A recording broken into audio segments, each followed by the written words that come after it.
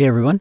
This week I wanted to talk about something near and dear to us in the Northeast, and that's winter photography. So, several things to keep in mind when you're doing photography in the winter. First, of course, is that you may be in snow, so make sure that you've got boots that have good grip to them and that will keep your feet warm. And that are also waterproof, because in case you be able to get out of the snow for a while and get someplace warmer, it's going to melt. You don't want your feet getting cold and wet. In addition, there's a couple things that people don't necessarily think about when they're doing photography outside. If you're doing something like portrait, that can be fast-paced. You can be moving around quite a bit. It might keep you warm. But if you're doing something like bird photography, you're waiting for something to happen. Even the event I was doing this weekend, I stood for quite a while with my back to Lake Champlain. So getting the breeze coming off the water at my back, looking down while they were taking a cannon and lifting it up and putting it in the back of a wagon. It wasn't one of the really big cannons, so it didn't require the devices to haul it up. They could do it by hand, but it still required them to get everything positioned correctly to get it brought up. And that required standing for quite a while in the snow, like I said, in cold weather, waiting for them to get that situated so they could get it up safely into the back of the wagon. And there's several things, like I said, that you may not think about with that. One is you're not moving, all right? Whatever you've got on, it's got to be able to break the wind that's coming in as well as keep you warm. So if you've got something that could do double duty, great. If not, get something lightweight that can work as a windbreaker, and then something heavier underneath to keep you warm. For me, it's toes and fingers that usually feel it the quickest. I've got a couple of pairs of gloves that I've used. I haven't found a pair of gloves that I'm in love with yet. For photographers, there's it's kind of two different sets. One is something that goes over your normal glove that goes over your fingers that usually has a pad or something to make it easier to feel what's underneath, and for touch screens to be able to react to.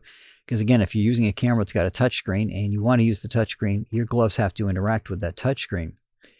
What I found is putting a second pair of gloves on kept my hands warmer, but I couldn't feel the shutter anymore. Now, the first pair of gloves let me feel the shutter without any trouble at all. They're inexpensive touchscreen enabled ones, which basically means they have a thinner pad over your pointer and over your thumb, which allows you to manipulate the screens, because some of the screens want to have a little body heat. But at the same time, being thinner, it allows you to feel what's underneath them a little bit easier than a normal glove would.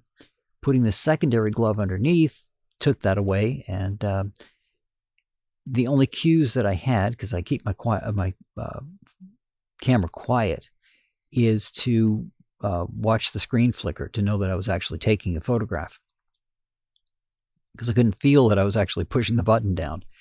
I've got another pair that's kind of the same way. The inner glove has a packet on the back, or a pocket, that allows me to put a packet of hand warmer in, which keep the back of my hands warm. It does help a bit. That glove goes inside the other glove, and again, now you're back to not being able to feel things. The other alternative to it is these mittens that they've got, where the mitten opens up and your fingers are exposed. So you've got like fingerless gloves inside the mitten.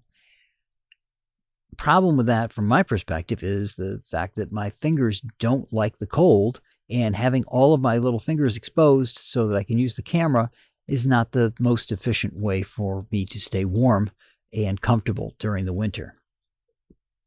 When it comes to my feet, I've got a good solid pair of boots. If you've got anything that's metal-toed, bear in mind that if they actually have metal in there, they will get colder faster.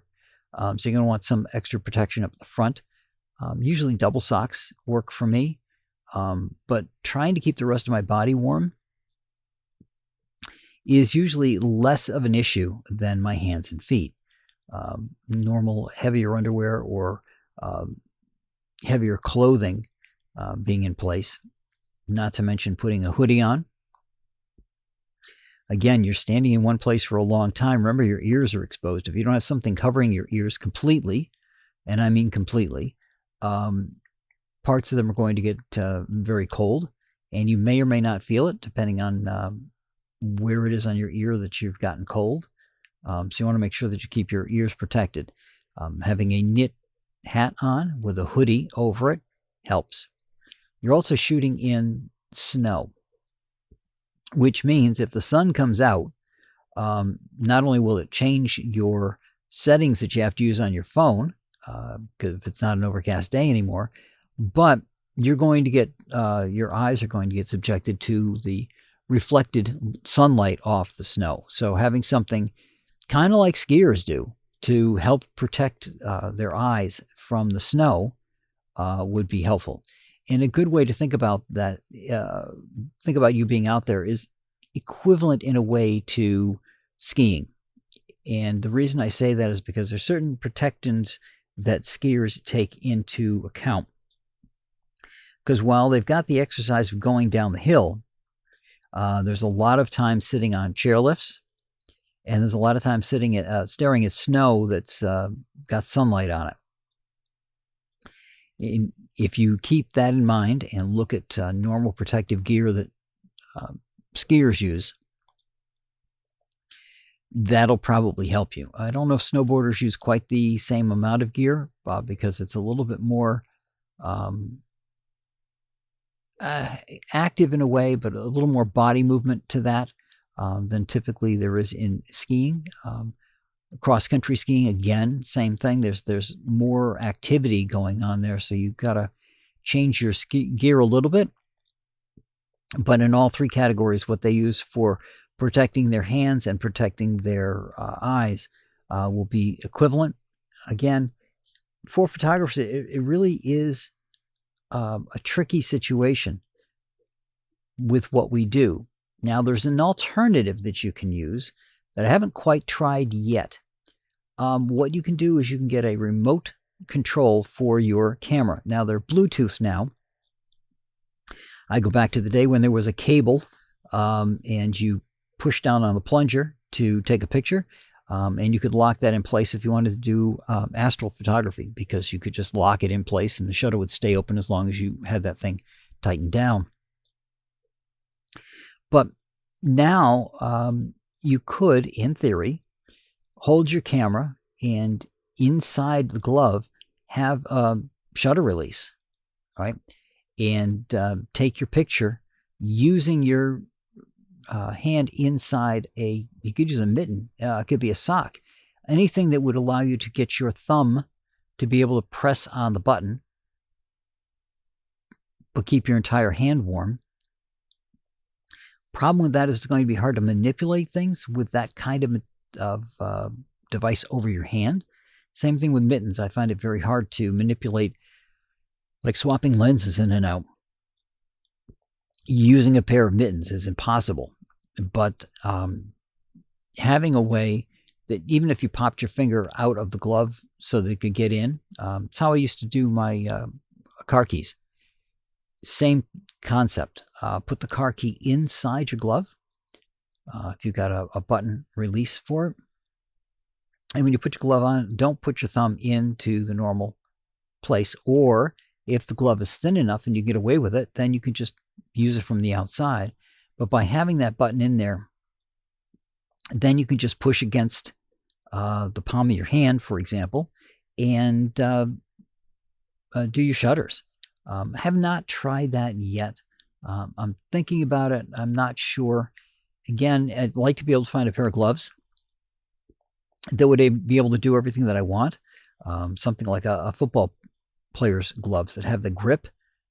Because again, we don't want to drop our gear. I've got it on a sling over my neck anyway, so it's not going to go very far. I'd still like to not have that happen. But football players have a pair of gloves that have a lot of grip to them. I just don't know how good they are weather-wise in terms of cold and keeping your hands warm. So I haven't tested those out yet, so I can't recommend them. But again, look around at your local skiing stores. See what they've got in place to help them, especially when it comes to light. As photographers, we have to rely on what we see, and being blinded by the snow, we're not taking that into account in our shutter settings, will be a detriment to our art. So that's what I got for you guys this week. I will talk to you all next week.